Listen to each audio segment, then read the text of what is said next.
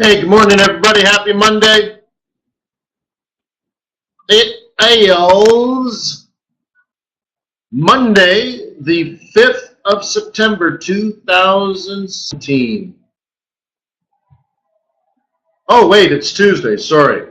Tuesday. Sorry, it's Tuesday. Monday was a holiday. Sorry. My bad. Namaste. Welcome to Tuesday, the 5th of September, 2017. Let me remind you that trading's risky, not appropriate for everyone. Your past performance, however, good or bad, is not necessarily indicative of future results. Please stay small, stay humble, focus on the long term, and never risk money you cannot afford to lose.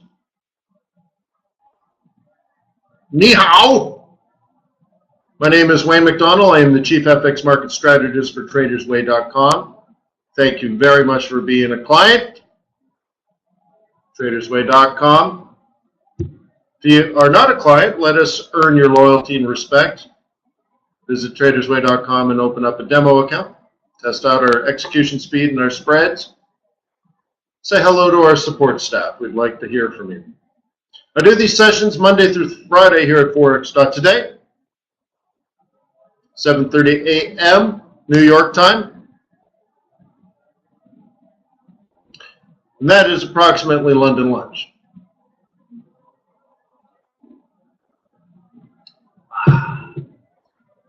Questions are encouraged. Participation is requested.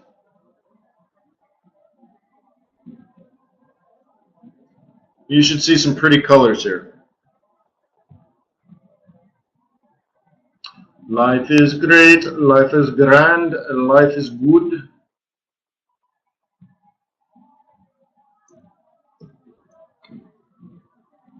So I hope you had a wonderful long weekend.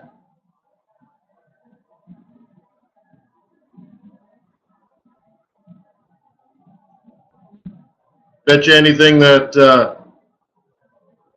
North Korean missile threw off some of your yen trades? Happens, man, happens.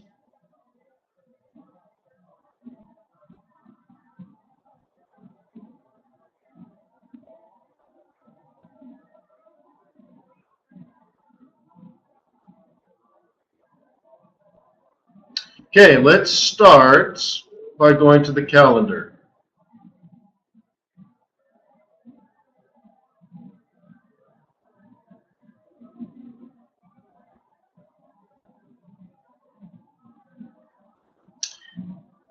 Now, quite a few of you guys, I think on Thursday of last week, promised to make 1 or 2 trade plan posts per day because it was such a necessity to your trading and you were willing to do whatever it takes to succeed. But I haven't seen that put into action. Just, I don't know if I'm missing it. But I think a lot of people are sliding into their comfort zone.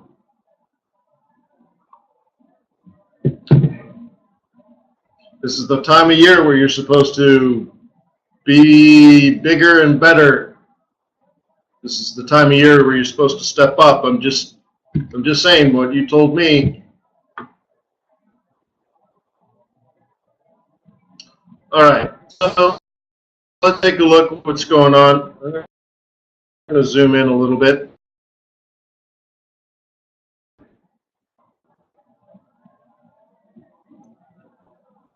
So is anyone going to post a trade plan today? Who's going to volunteer to succeed as a currency trader? Remember, 95% of people just won't do it. So you have to be the one. If you want to succeed, you're going to have to be the one to step up and out of the comfort zone.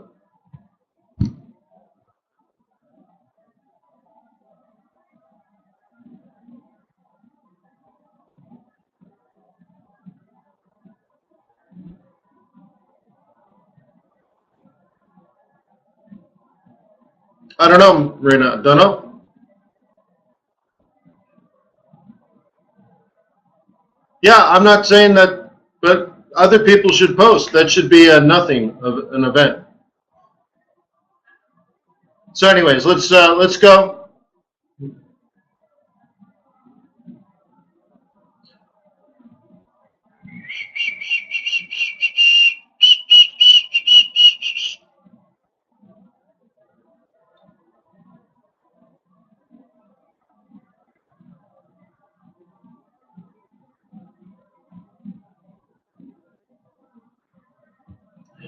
Anybody? What? So you think that person is stopping other people from doing the necessary work that they need to do to succeed? Really, Marina? All right. I'll look into it. I don't believe it for a second, but right? Yeah.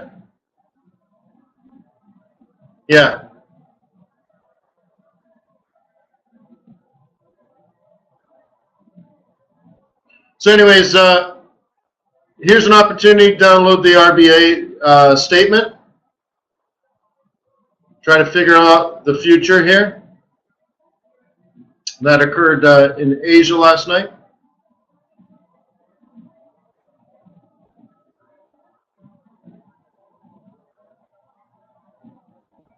Okay. All right. More Aussie news coming out this Asian session. Aussie. I don't know, maybe we should be watching Aussie, huh?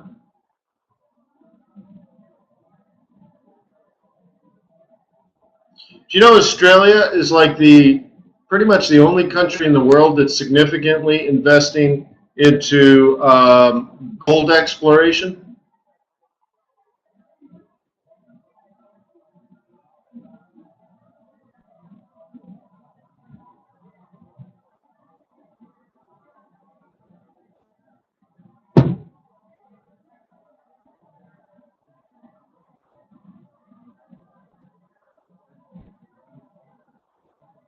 It's pretty interesting, right? Everyone else is cutting back. Australia is expanding. I think that's going to be interesting in the future. Because one day there might just be a shortage. Who knows?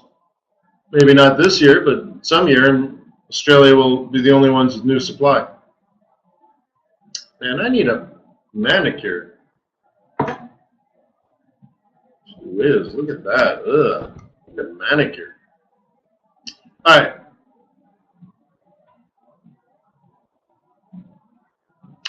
Trade balance, interesting. PMI, interesting. ISM services. That is one that you want to watch.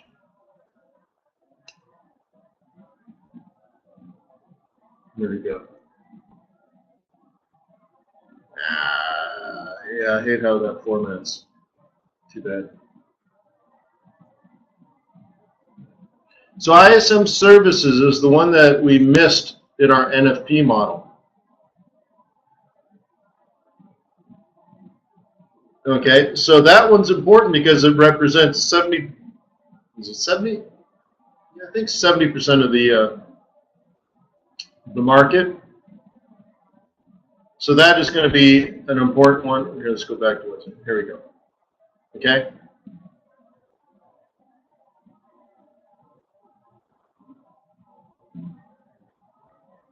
Where am I going? I miss it. Hang on. Okay, going back to here. Okay. ISM services, great. Bank of Canada. Interest rate decision. Think that might be you think that might be important to the Canadian dollar? So one of the things you could do is try to play that out now. Right? So it's Tuesday and Wednesday is the release. Could be very interesting.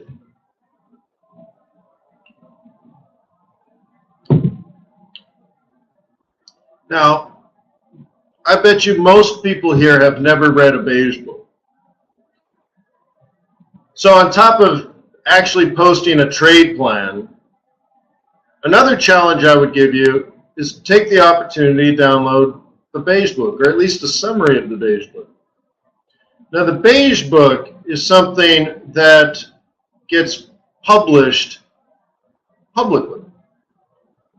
There is also, I think, a green book and a blue book, and those are not public.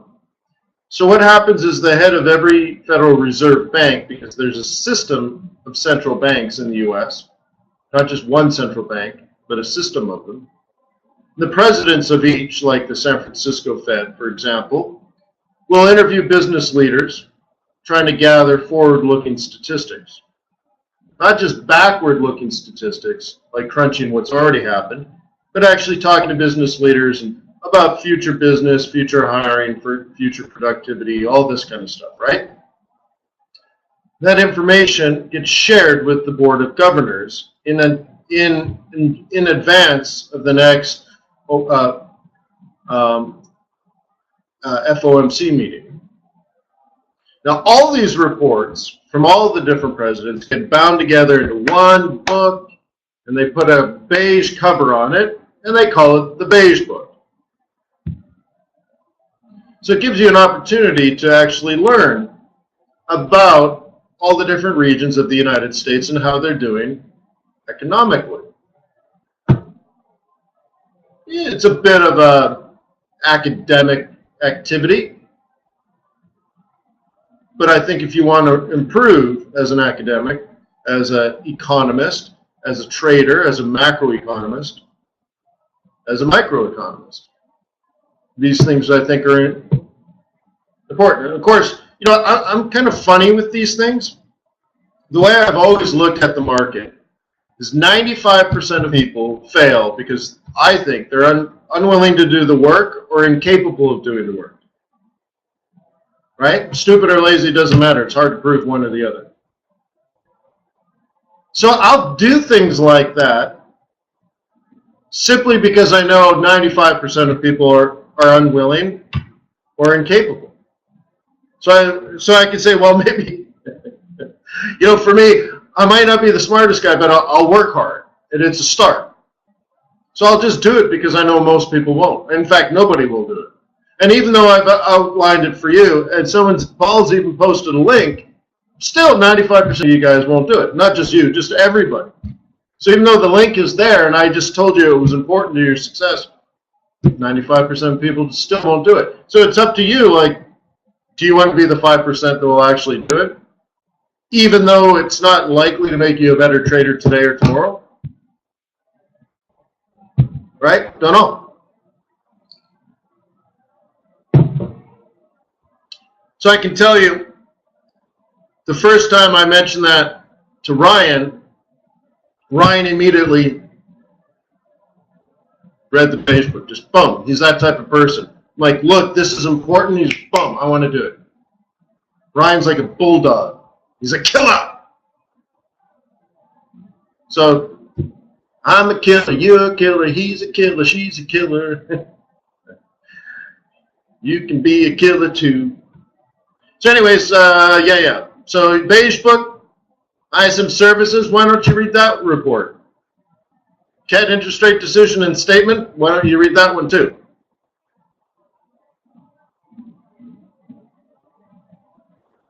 Okay.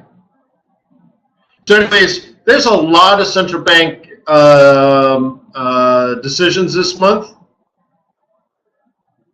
just because everything's been delayed over the summer. And a lot of policy change can happen in September or December. So if it needs to be done, this is the month to do it. Or if you plan on doing it by the end of the year as a central bank, now's the time to let people know that you're probably going to do it in December. So either way, whether there's a policy change or a change in tone, meaning they're setting up December, it's likely to happen in September. So they're either going to do it or they're going to tell you they're going to do it. Either way, it's the same thing. Now, I'll be honest with you, it was a holiday, and I didn't even do the Aussie interest rate decision. Wasn't there, didn't expect to change, but I need to go back and read that statement. So here's the RBA, right, aka gold. Here's the Bank of Canada, aka oil. And we have a lot more coming up. Okay? So get involved. Literally, I would volunteer myself to read every single central banking report. I'd print them out, put them in little folders, Australia, Canada, so on and so forth. So when it gets to this, well, retail sales out of Australia, that's going to kind of be a leading indicator toward inflation. Right, brisk sales will eventually drive up prices. Sure, Chuck, but most people have never even read that, right? So it's just a starting point for most people. And then, Chuck, if you find there's like 3 different between statements, you might want to ponder what the 3 were, right?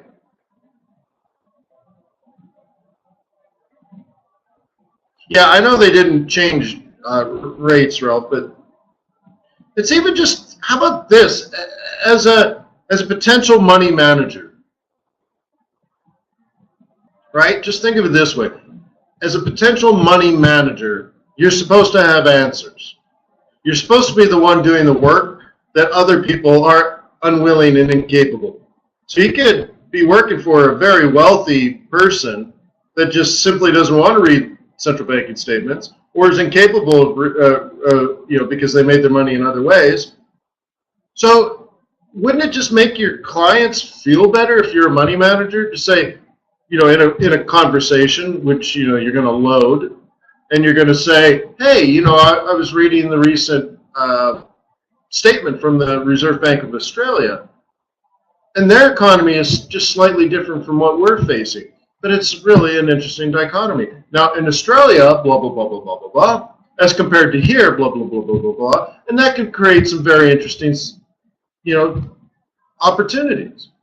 So, for example, gold, blah, blah, blah, blah, blah, iron ore, blah, blah, blah, blah, blah, right?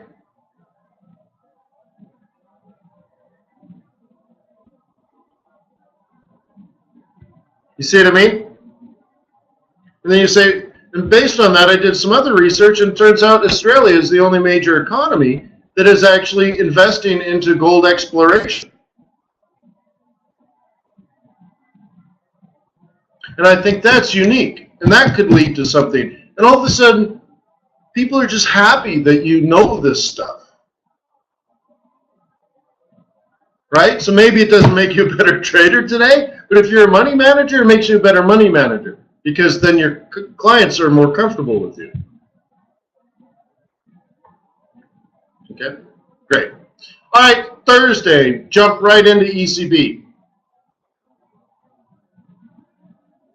Another singularity in the price-time continuum. Could really move markets. Oh, I want to go back to the RBA. So trade balance, import, exports. This is where you look for the rate in which they're exporting their 2 major exports, iron ore and coal. Iron ore and coal. How are they doing on their exports? Okay? They're supposed to be exporting more than they import. Just a wink, wink, nudge, nudge, FYI. Wink, wink, wink. They're supposed to be exporting more than they import. Okay, great. Going back to euro. Great, interest rate decision, fine.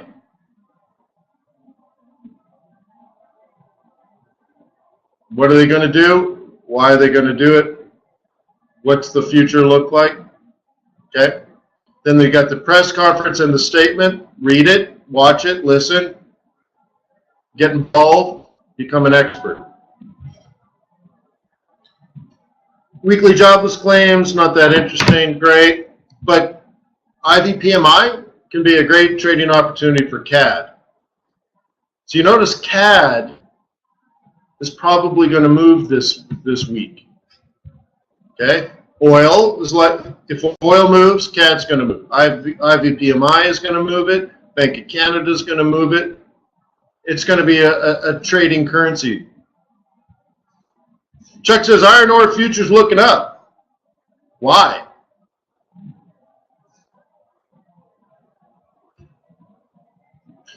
And then another thing to look, Chuck, is if Australia is going to export more, okay, then they're going to need to ship it from Australia to whoever's buying, like China. So you might want to also track as a leading indicator the Baltic Dry Index to see if there's an increase in demand in the shipping, in the actual shipping of the iron ore and coal. Okay? In fact, we can do that a little bit later if you want.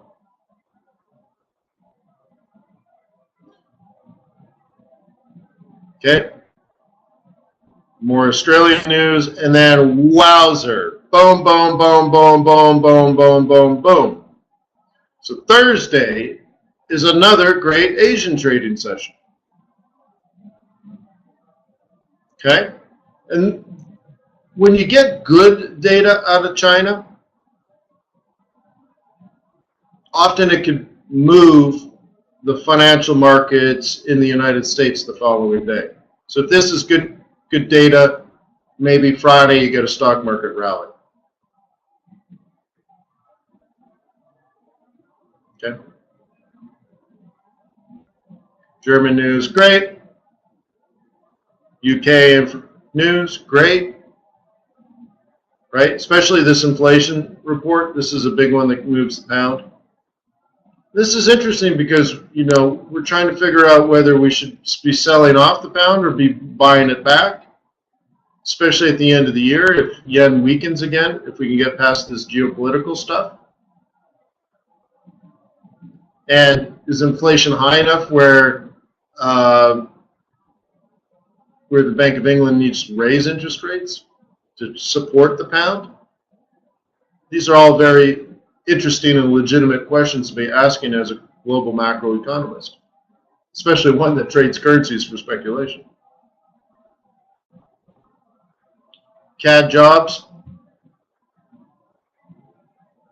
Okay. Typically they release them the first Friday, but the first Friday was the first of the month, and a Canadian would say, well, you don't have enough time to actually gather the statistics to release the job reports, so they're going to delay it a week so that they have solid data. In the United States, there isn't even a standard policy for handling those situations. Sometimes they delay it a week, sometimes they don't. So the first of the month, non-farm payrolls released at 8:30 in the morning. Apparently the Bureau of Labor Statistics, I guess they got up at 6 o'clock in the morning, crunched all the data for the entire previous month, and released non-farm payrolls. Thanks for getting up early, guys. Didn't expect that as a government report. So anyways, the Canadian jobs report is coming up this Friday. Okay? And what do you think? Should we worry about inflation data out of China? Yeah, Zeal, right? Very efficient. Where'd they get all these superstars at the government, right? Can you imagine being a quant coming out of MIT? Like, let's see. I could make $2 million a year working for a hedge fund, or I can make $27,000 a year working for the government in a windowless room.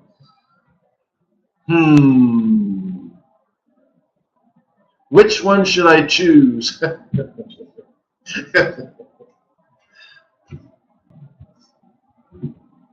Yeah, tough one. You're like, well, I want to get back to the people.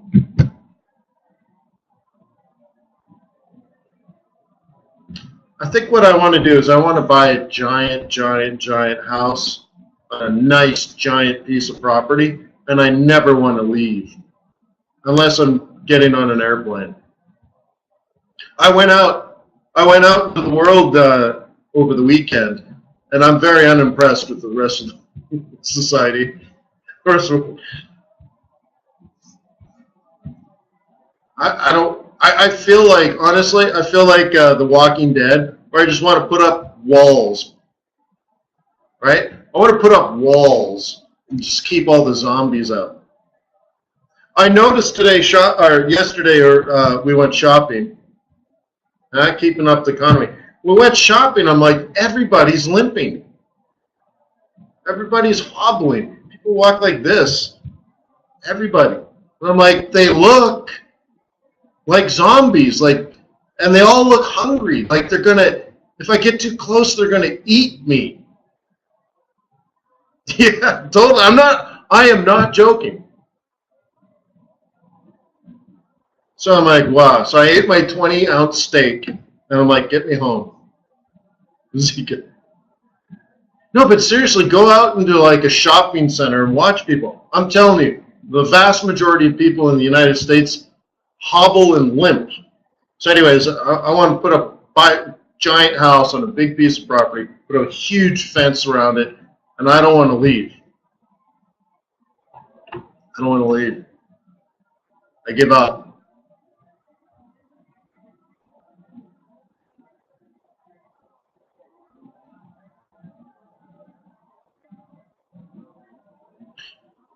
I mean, that's the ultimate zombie movie, right? You're like, where did all these zombies come from? And they're like, actually, they're not zombies. We ran out of fast food. These are just people that are eating other people because they're hungry. Oops. All right. Unfortunately, there we go. All right. So let me try to find the webinar. I made a mistake. I shook a window.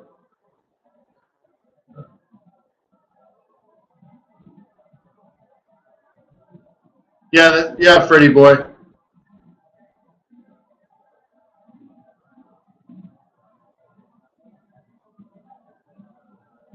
Build it within Harvard. Harvard's already got some walls, right? Unfortunately, the zombies go to Harvard.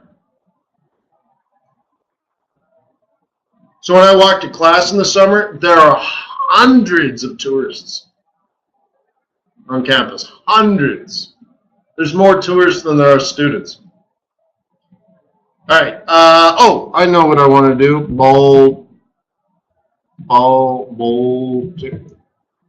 Baltic dry index. Let's do that.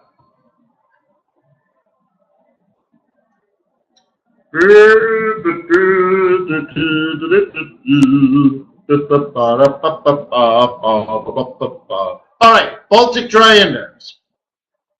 This is an index of prices. The prices of hiring or renting a particular type of cargo ship, not cargo, but a ship that carries stuff.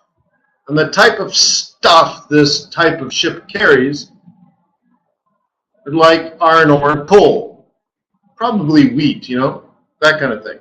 You just fill it up like a hopper car on the ocean. So when demand for these ships is high, it's a leading indicator because it means somebody needs to ship something, which means they're probably ordering and buying stuff. And if they're ordering and buying stuff, they're going to have to pay for it.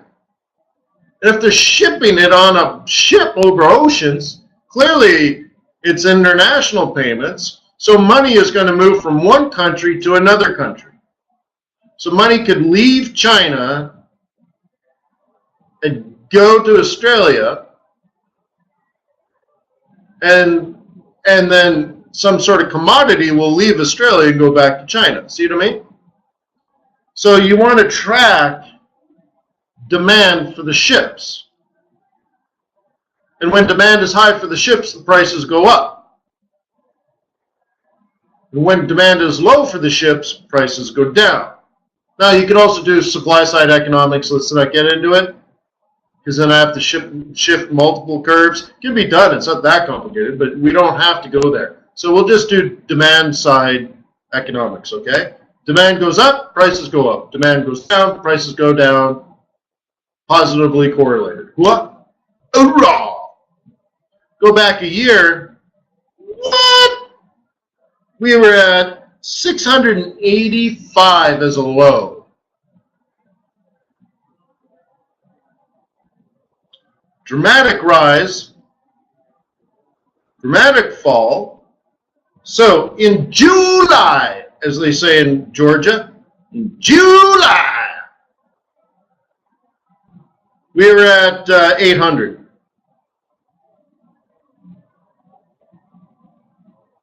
By the end of August, we're at 1,266.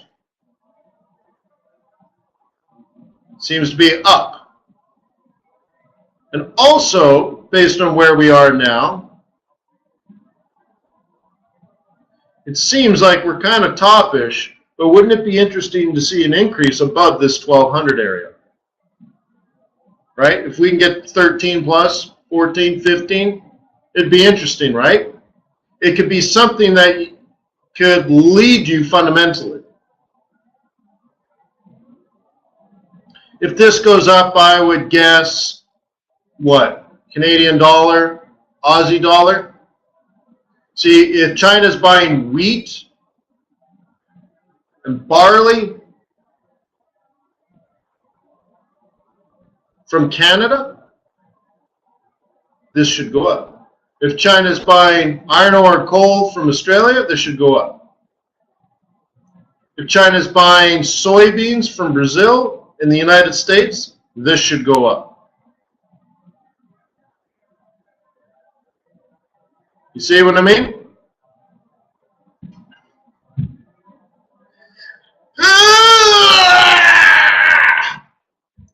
Sorry.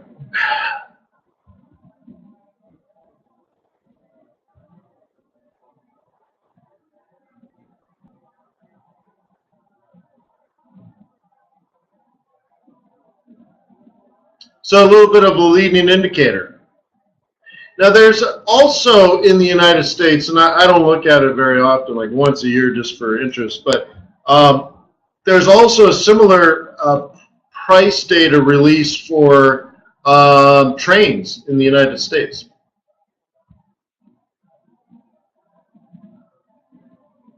And speaking about the shipping industry, we had someone that used to attend these webinars several years ago who worked in the industry, and he was able to bring up on the internet, I forget what website it was, the location of every ship on the open seas, every, I don't know what you call them, cargo ships. It's not cargo, but, you know, cargo ships and other whatever, marine traffic, thank you. But I don't think it's like pleasure cruises and all that kind of stuff. Freight, I guess. Yeah, freight. But anyways, you can track it in real time. You can actually see those ships moving in all directions. Very interesting. So anyway, supply and demand of said thing. So this might be a canary. Okay. How about some technical analysis? Let's start with some commodities. Friday after non-farm payrolls, I have this be based on a double bottom and a higher high. Where's my little drawing tool?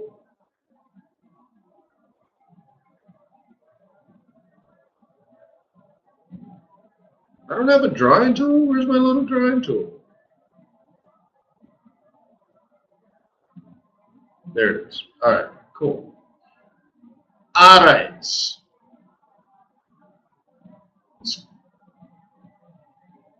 Very good. Okay. Double bottom, Tuesday and Thursday. I guess that's probably Thursday here. Double bottom, let's say Wednesday. Thursday up here. So what would the standard trade plan be after a double bottom, higher high?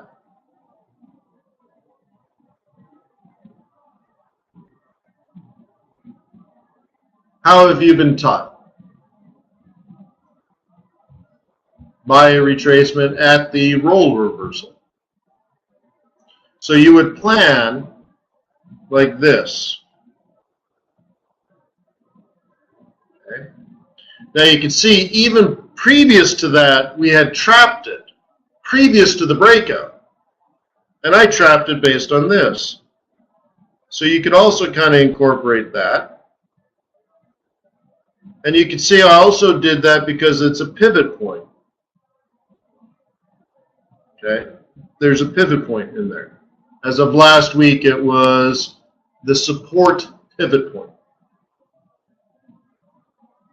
So the standard operating procedure would be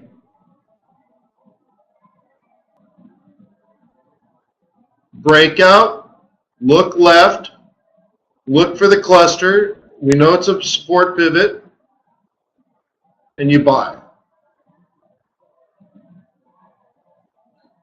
How many people know for a fact that that is something that I teach you over and over and over and over and over and over again? Not the fact that it actually happened, but the fact that that is what I teach you, and you should be writing this down, observing it, practicing it, so on and so forth. Right?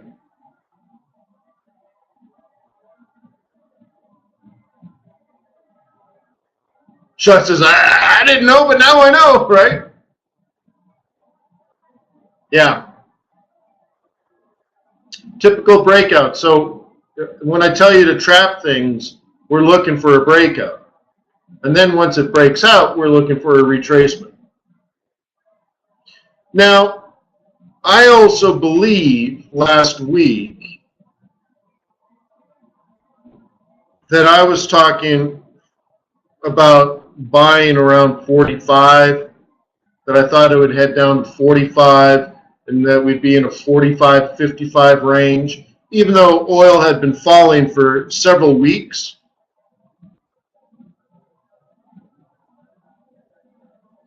How many people would say that that's a true statement as well?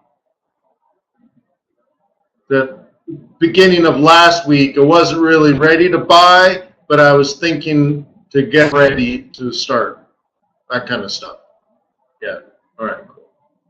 Because if you don't remember it, then it didn't happen, right? So, cool. So, did it go down to 45? No! It went down to 45.80.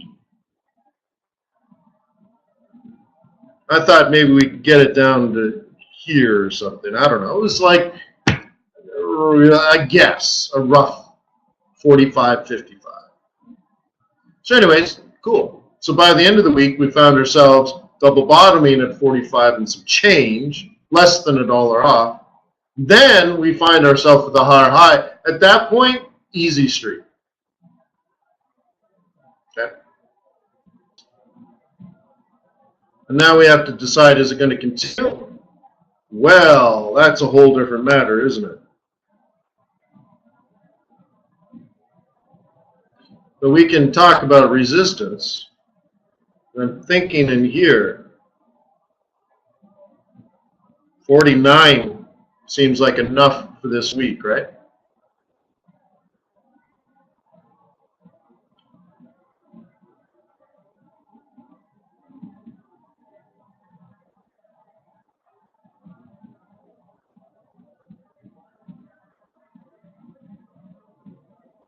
Seems pretty close. That's how I came up with 45.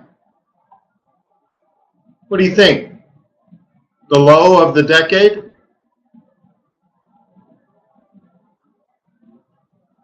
Right here?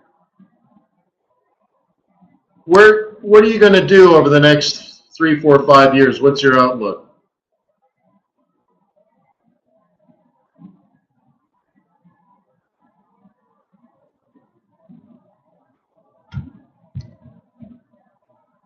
These are really big questions to be asking. Group says 100 plus.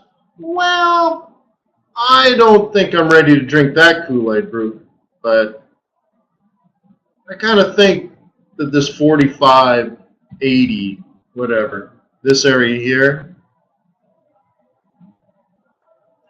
that's good for me as a low. 45, 55, but see, then what will happen should, so go 45, 55, 50, 60, 55, 65. I can I can believe the 55, 65 kind of stuff. Okay.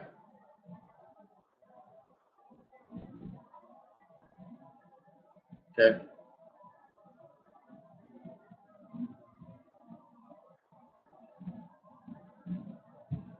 But like one of the things I looked at over the weekend, or not in person, online.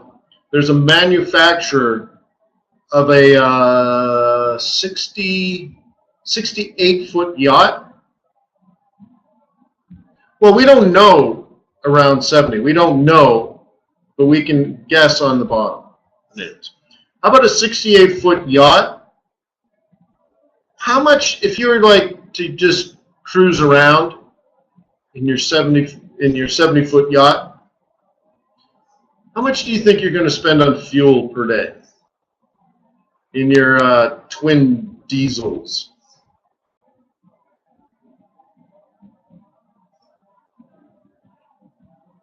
Yeah, Freddie Boyce is $200 an hour. That's about right. So $1,000 a day, let's say. Maybe 2,000, depending on how much, right? Yeah, 1,000 to 2,000 per day, just fuel. So I was checking out this yacht. It's electric, completely solar. How interesting is that, huh? So I'm just thinking about how the world is going to try to wean itself off of fossil fuels. I think that totally makes sense. Imagine crossing the ocean and not using any fuel. Sort of like sailing, but sailing with the sun. I like it. I think that's where we need to go. I like that kind of stuff. A Tesla on water. Well, no, Peter, you just need a battery. Right?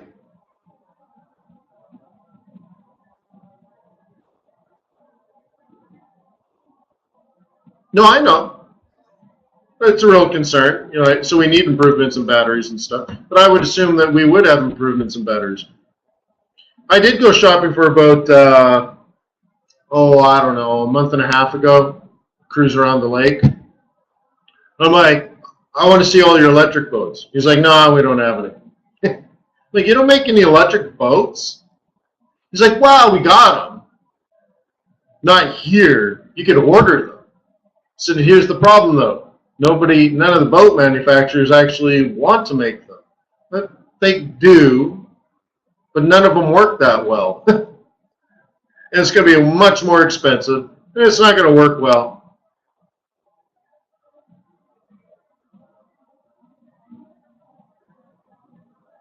Right? So anyways, I think it's the future, and the boat manufacturers are stupid because they're just going to make boats like they've always made boats. They're going to make yachts like they always make yachts. But I'd have to think fuel is a big cost.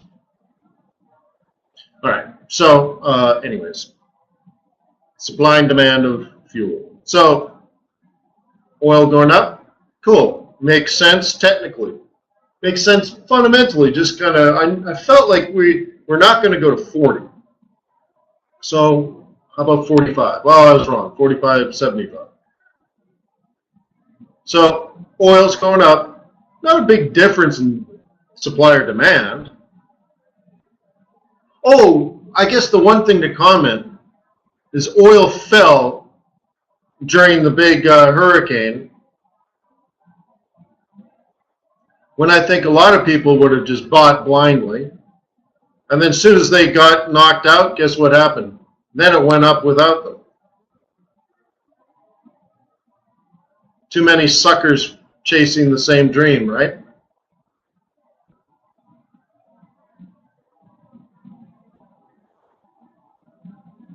See ya, Pete.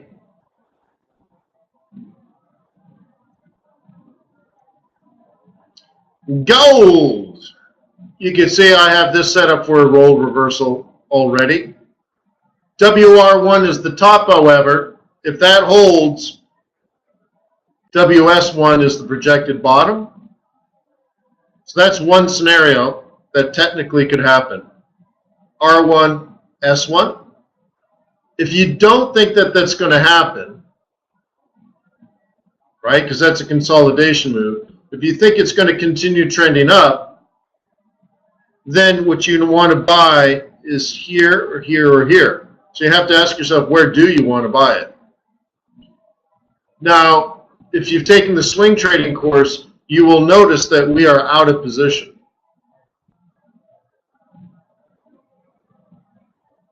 Okay?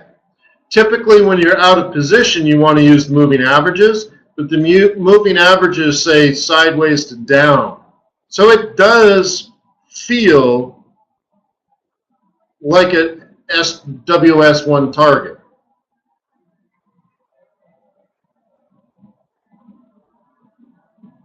Visa says this time oil refinery closures. Right. So I think 19% of oil refineries or gasoline supply was affected. But even then, as you mentioned, Visa, is a lot of these refineries are shut down this time of year anyways. And I believe we did talk about that before the hurricane, to not freak out because they would have been closed anyways.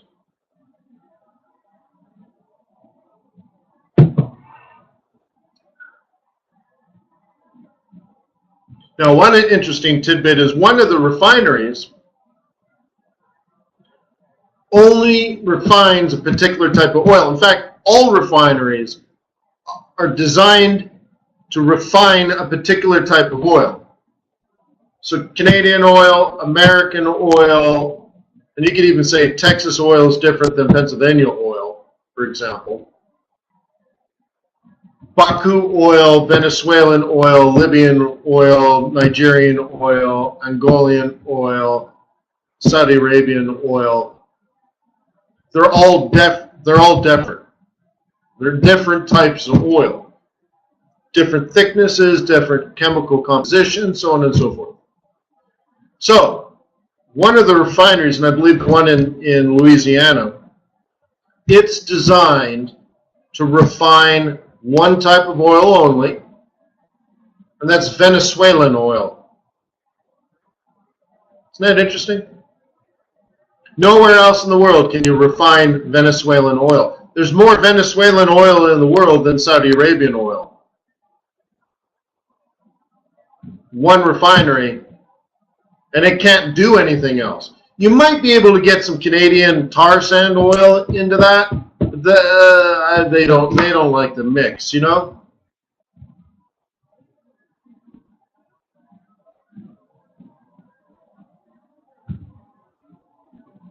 Yeah.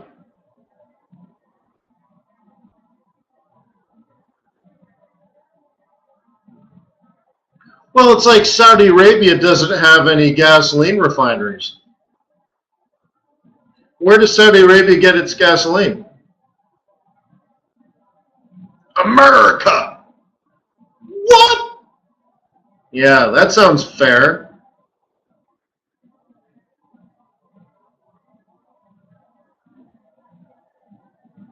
Now, some of my stats are a little old, so if that's changed, I apologize. So anyways, gold kind of feels toppish. If I had to guess on gold, I would say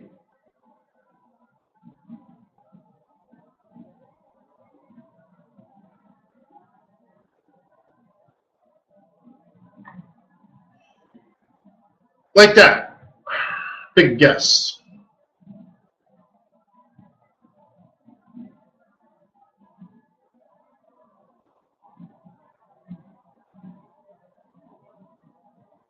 Yeah, Brooke, it's a very interesting world when it gets down to certain things. So, like, for example, Potash Corporation of Saskatchewan, largest producer of potash in the world, and potash is used as fertilizer.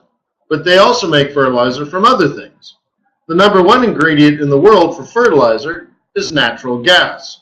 Canada has an abundance of natural gas. An amazing amount of natural gas.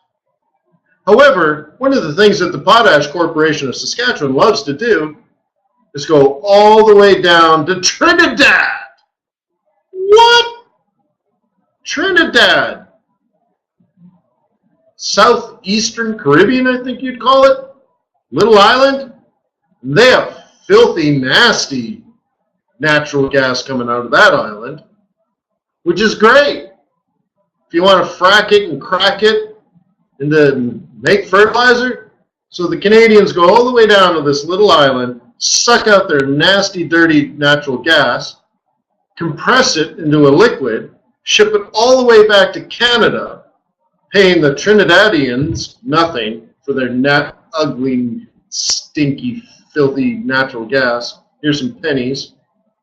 Take it all the way to Canada, liquefied on a ship, turn it into fertilizer, and sell it to the American corn farmers.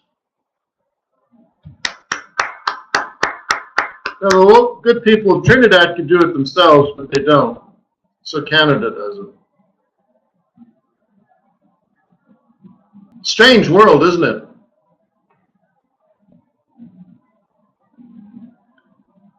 You're chewing on corn, you're like, this corn tastes so good. You're like, yeah, thank Trinidad for that. Put some jerk spice on that corn on the cob.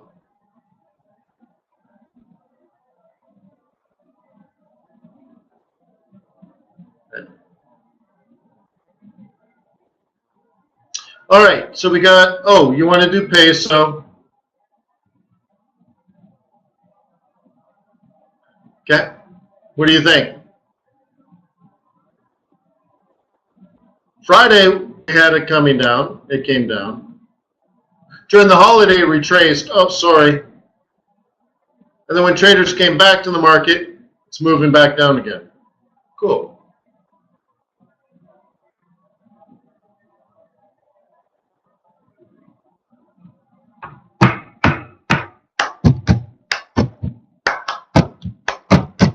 Now remember, you only have one trade plan. Sell. Let me ask you something. If you were going to swing this for a week, what pivot point would you prefer to sell this?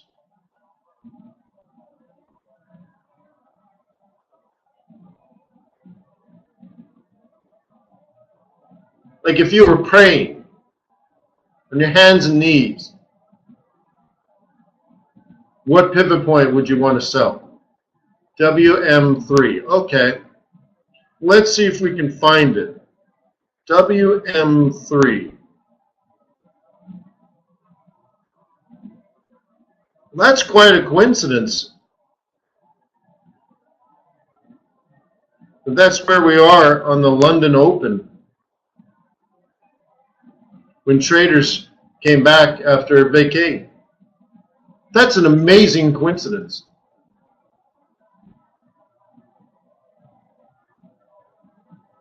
This is hard stuff, right? This is very, very complicated stuff.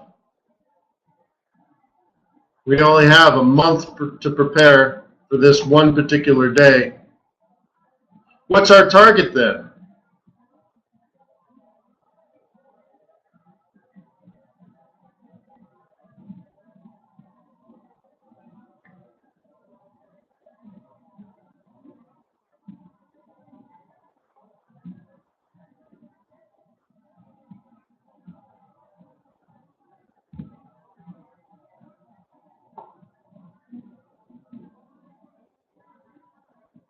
My analysis tells me the Mexican peso is going to fall right into there.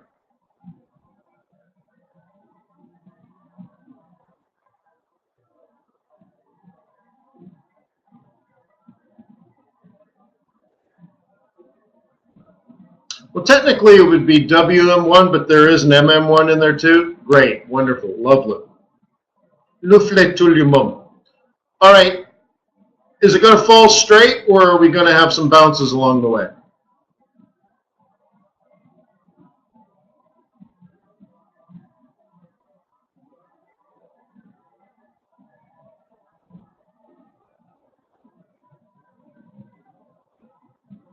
I would say some bounces. probably in here, probably in here.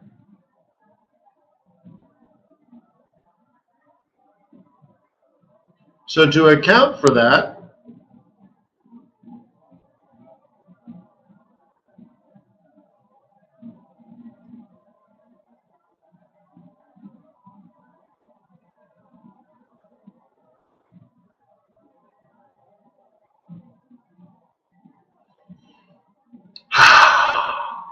my work is done here. Seems reasonable.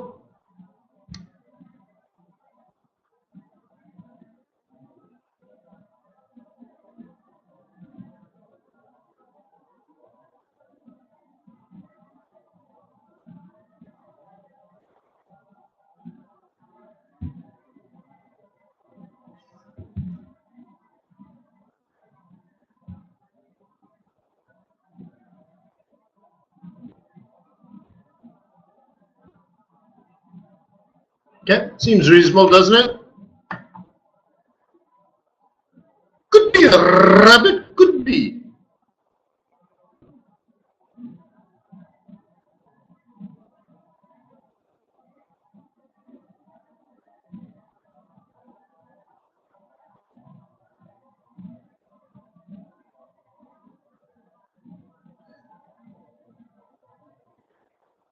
So if oil is going up, what should happen to the Canadian dollar?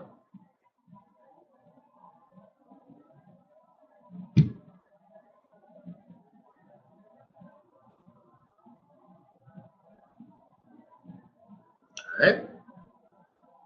And you would see that in the trade balance data too, wouldn't you? All right. So this would be heading down if gold is going up. Oh, now that's a coincidence. And what do I have going on here? This is a trade plan I set up on Friday during non-farm payrolls. How do you explain this setup? You notice the 382 50% 618. What do I call that zone between the 382 and 618? The sweet spot. And based on the way that I drew this, am I expecting price to rise or fall from the sweet spot?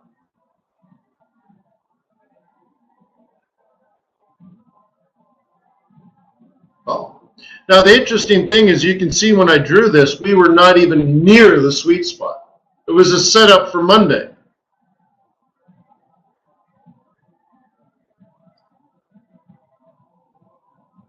Now my analysis tells me that we're heading down to here, monthly M1. And that comes from this.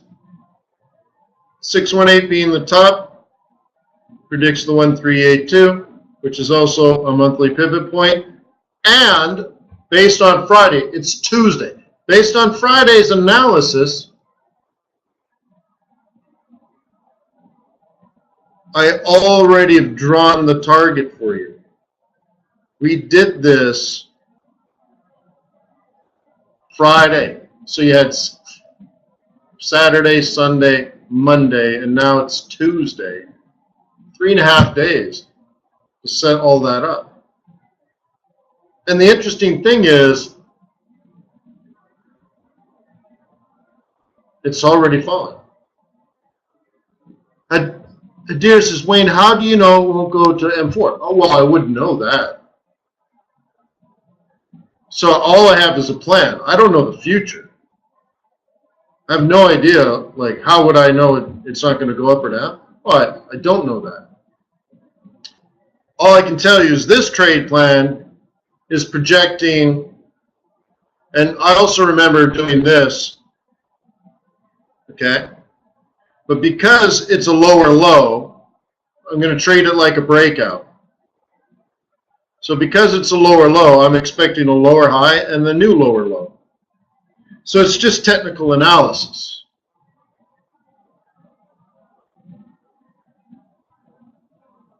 So I'm not so sure of anything, except the technical analysis. Okay?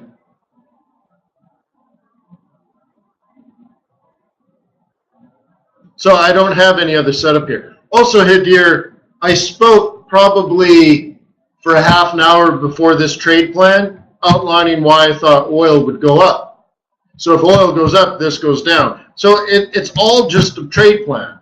And that's why I want you guys to focus on trade plans, because if you're right, you get paid. If you're wrong, you don't get a trade or you lose a little bit of money, right? But if you're wrong, it's not a big deal. You just, not much happens. But if you're right, you get paid.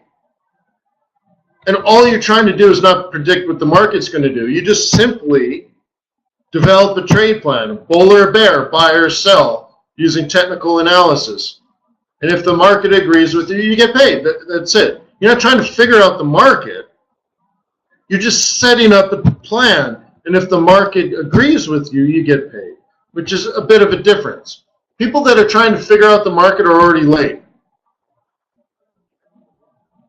right? Because by the time you figure it's going up, everyone already bought it.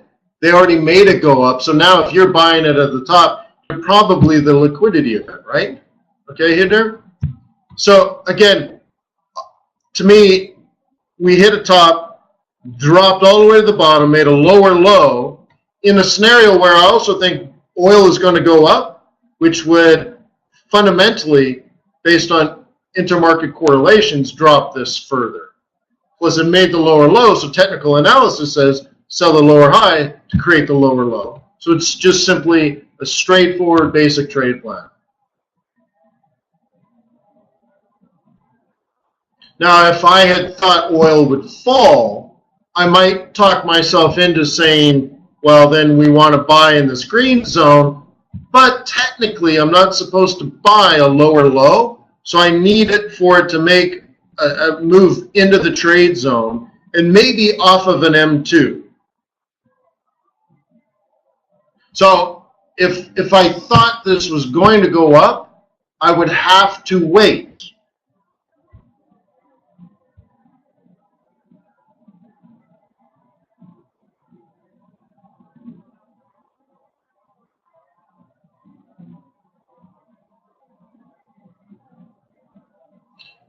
Yeah, well, also you'll get used to it over time, Hadir. You'll just get better with the subtle nuances, right?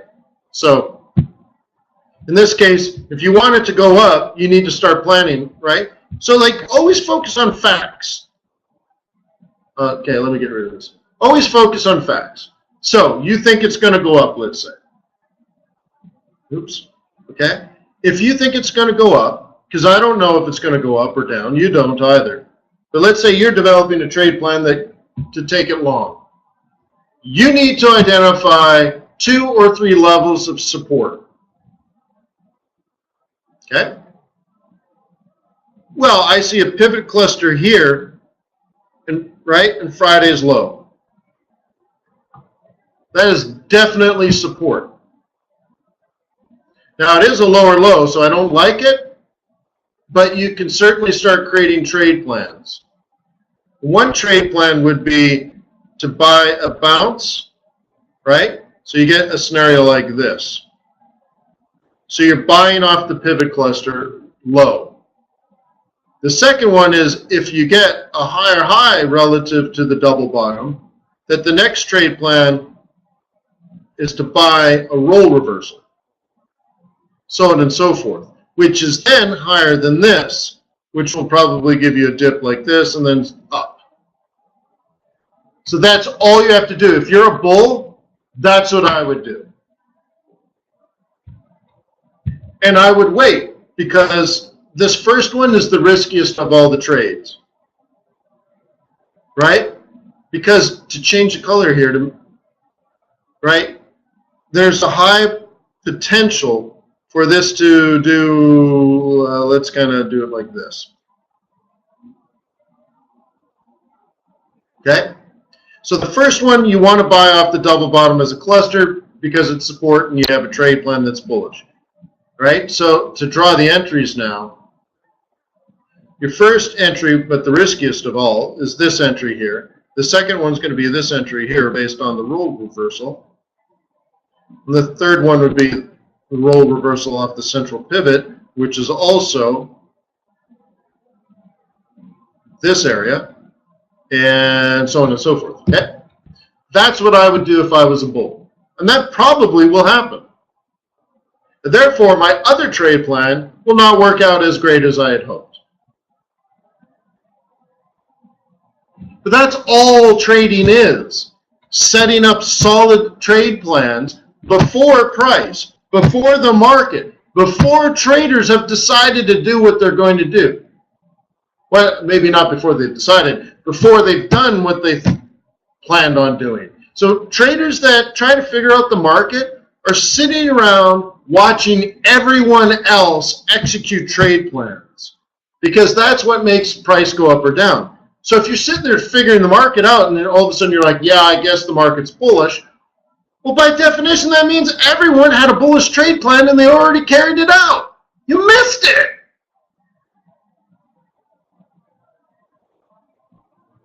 So if it's falling, you should say, well, I'm a bull. I want to buy at the next level of support. Where's next level support? What kind of patterns do I want to see at support? How about a reversal pattern? How about a higher high? Or you say to yourself, look, the market's falling. What do I want to do? I want to sell a false rally into resistance. I want to sell a lower high. And then you start identifying where's the previous level of resistance, where's the roll reversal, where's the resistance pivot points, where are the dynamic levels of resistance, aka moving averages, on this time frame, on a higher time frame. Simply find the next 2 or 3 levels of resistance in which you would like to sell in a falling market. And if you don't like that, where are the next levels of support in which you might consider buying? And what kind of patterns would you like to see there? All of this is ahead of the curve. And that's how you trade. That's how you should trade.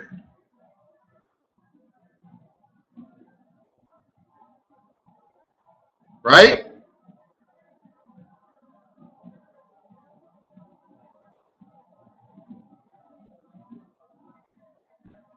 So based on that,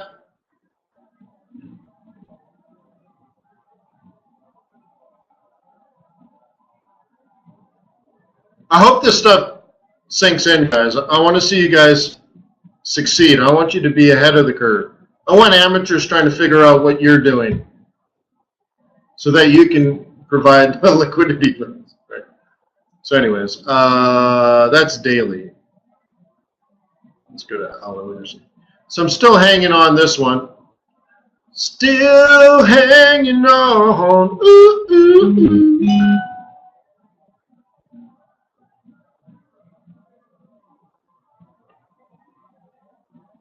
So this yen is strong off the geopolitical stuff. Hopefully it doesn't kill me. That's all I can say about that.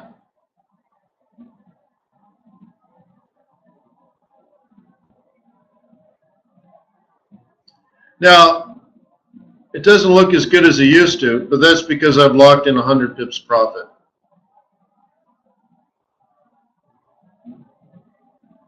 So, I hope I don't make 100 pips on this.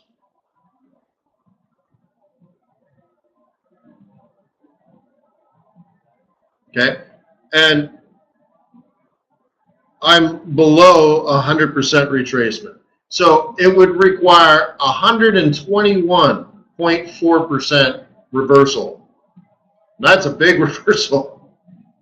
So what I'm hoping, okay, what I'm hoping is, let's say, looking at this and all that kind of stuff, I'm hoping, yeah. Could be a rabbit, could be.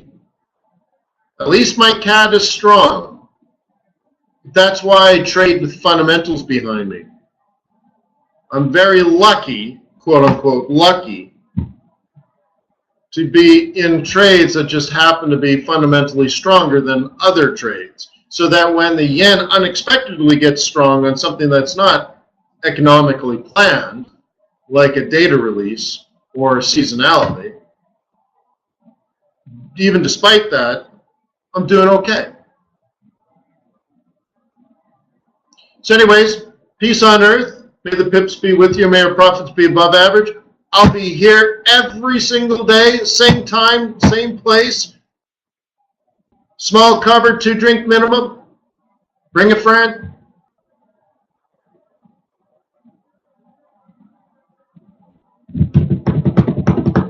Thank you for being a client of TradersWay. Put your diamonds in the sky. We appreciate you. Thank you for being here every single day, day after day after day, week after week, month after month, year after year.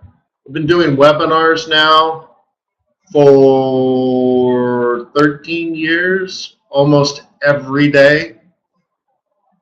For 13 years, I've been doing webinars almost every day without vacation for 13 years. Think of it. It's amazing, isn't it?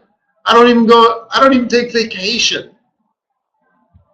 I coach when I'm sick. I've been doing webinars almost every day for 13 years. So anyways, you inspire me. I'm here for you. Let's keep up the collaboration. Would you please post some trade plans on Forex.Today? Sure, Percy. Would you please post some trade plans on Forex.Today? Tomorrow we can review them.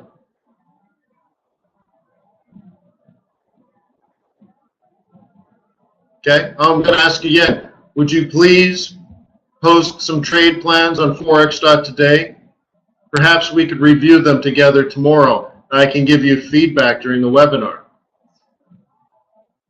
What if I just stopped looking at my charts? What if all I did was review your trade plans?